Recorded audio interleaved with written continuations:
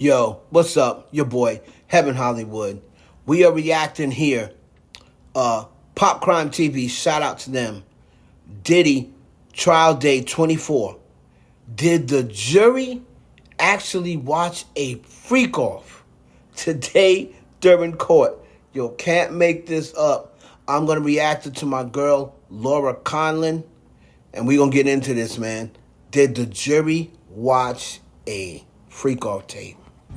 U.S. versus Sean Combs, day 24, afternoon update. This will probably be fairly short because I can kind of summarize what happened rather quickly, as the government special agent was still on the stand doing her direct testimony, and there was lots of charts and graphs and text messages, and her testimony is going to go into tomorrow as well. But the government actually did say today that they expect to finish their case by Wednesday.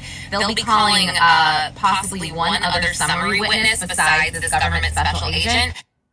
So if they're finishing their case by Wednesday, I guess that's not going to be no Christina Coram, no D-Rock, because they have I believe, a summary witness, and then the drug mule, right? Brandon, whatever his name is.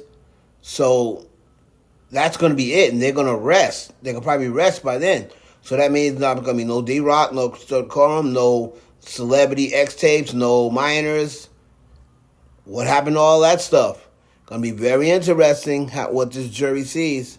And then Brendan Paul, who was an assistant, and he'll be in tomorrow morning getting his immunity taken care of, etc. So this special agent, again, we saw a lot of text messages between... I just want to say this. All these people got immunity to flip on Diddy. And at the end of the day, the only person that's going to probably go down is probably him.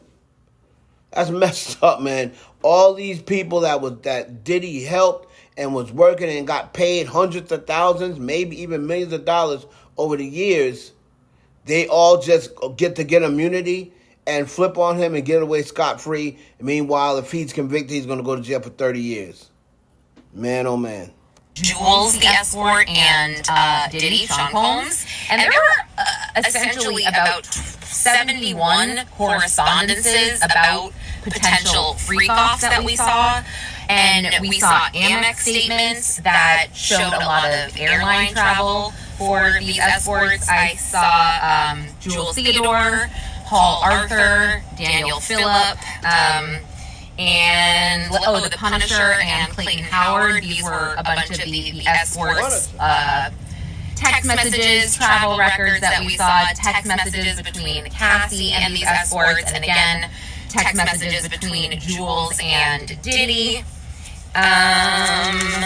And we went into these in detail. I mean, a lot of these text messages between Cassie and these escorts were them setting up the freak-offs. And then, like, something I noticed, just because I'm sitting there, but Daniel Phillip, he was the second witness that we saw testify, and it was kind of easy to see that he kind of had a thing for Cassie, and he did seem to text. He's in love. He was the one, that was the one that, I forgot which, I think it was the Punisher, said, oh yeah, one of the dudes was delusional. They act like they thought they really had something going on with Cassie. That was that dude, Daniel Phillips. I think he was the first guy to actually testify. Cassie a little bit differently than the other escorts. He kind of added like, oh, I can't wait to see you type of thing. Not that it matters, I'm just throwing it out there. And then, she matched evidence that was collected within these graphs to the stipulation.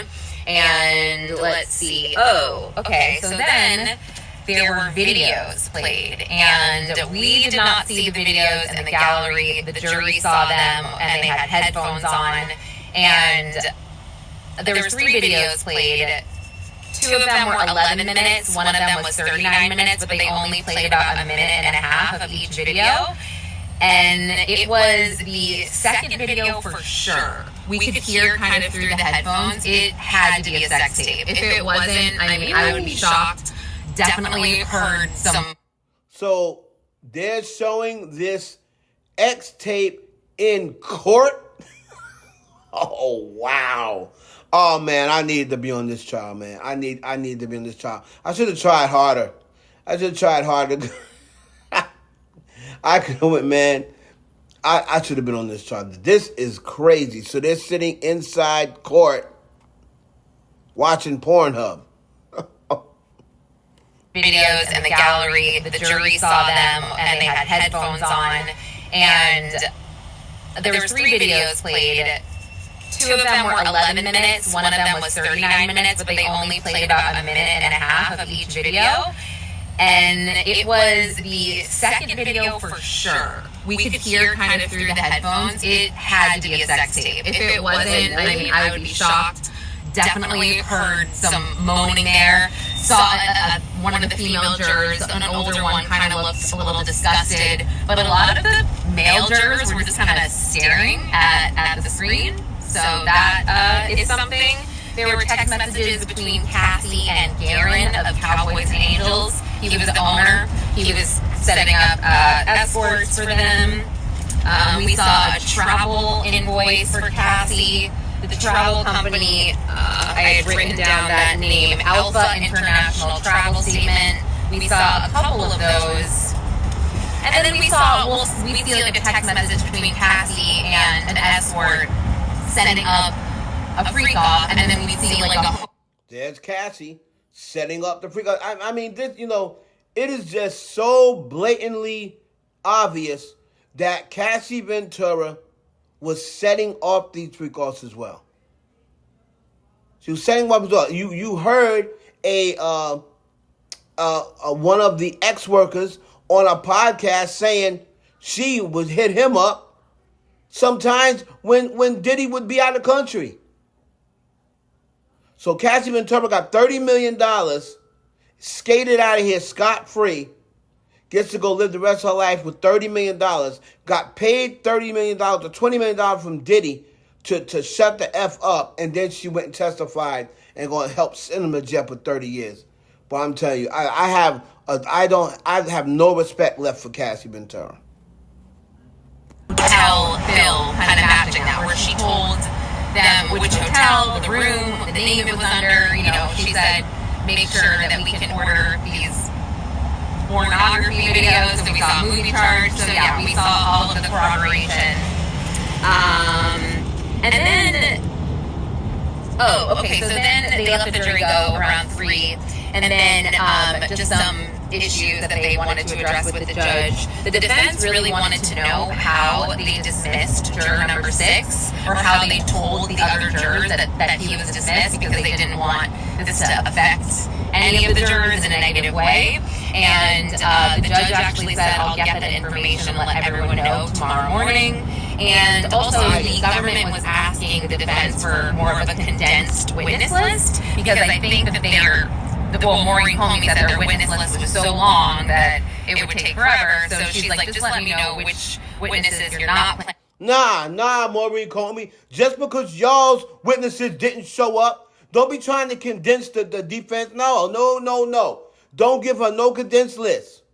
If it take however long it take, oh well. Y'all, just because y'all finishing early, because y'all's testimonies didn't do what you thought it was going to do, now you want to come talk about, what about a condensed list? Nah, we finish when we finish. On calling, and Mark Agnifilo said he would do that most likely by Wednesday, but I believe one of the first witnesses they're calling is Vashta, who was HR at Bad Boy. And that seems to be really about it for the afternoon. I guess there was a second juror issue possibly discussed this morning. I walked in like 5 minutes late, but no one seems to know what that is, and if there's anything to really... The prosecution just want to get rid of everybody. They want to get rid of everybody who looks like they may be the slight bit objective. They already got rid of this black male juror, so there's no more black male jurors left. I believe they don't think there's any more black male jurors left. And I think there's only, 3 black females left. And this is crazy, man. Absolutely crazy. The prosecution is getting away with everything. Everything that they offer people, the judge is letting them get away with it. And everything the defense tries to put in, the judge denies. discuss, so I guess we'll find out tomorrow. All right. Thanks for watching. That was Day 24.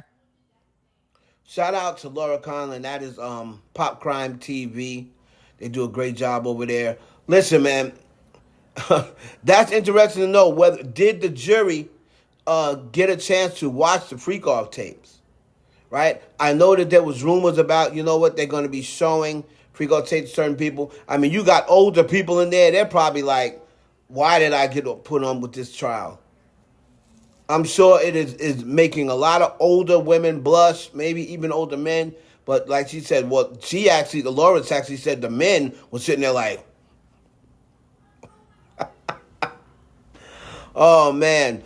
As far as what she said about the what was shown and what have you, I believe that's going to end up being the drug mule. And these text messages from Christina Coram's phone going back and forth, I think is going to be the nail in his coffin. Even though I still don't think that this right here is enough to send a man to jail for 30 years. If you want to give him prostitution or assault and battery or something like that, this is not ex trafficking. These are ex girlfriends, okay, who were in relationships with him. Some up until the time he got arrested. You know, Jane Doe was with him until the time he got arrested. So these are ex girlfriends who are buying into his lifestyle. This is not ex trafficking. All right? If you want to get them for the prostitution or whatever case, I get it. But this is not ex-trafficking. This is a lifestyle that he's in that the girls said and had a chance not to be in. After the first time, okay, I thought it was just going to happen the one time. Okay, then it happened the second time. What about then? You're still early in your relationship where you could say, you know what, this isn't for me. But, you know, you want to wait until 2, 3, 4, 5, 6, 7 years in. And then the money stops, and now all of a sudden you had an issue with it all along. I don't think it's fair. You know, I think Sean Puppy Combs should be sentenced on what he did. Assault and battery. If you want to say domestic violence, assault and battery, you got me. You know, he's guilty. You see it on camera. But as far as ex-trafficking and racketeering, nah. It's just not enough for that, man. You know, you're gonna tell me this little bit of, I don't feel like doing it tonight. Oh yeah, but if you don't do it, you know, I guess I won't pay your rent, and you'll just have to get a new place in 3 months. Just get a new place in 3 months. That's not force. That's option. It's your boy Heaven Hollywood for the IE Network. Shout out to PopCrime TV. We'll check y'all on the next one.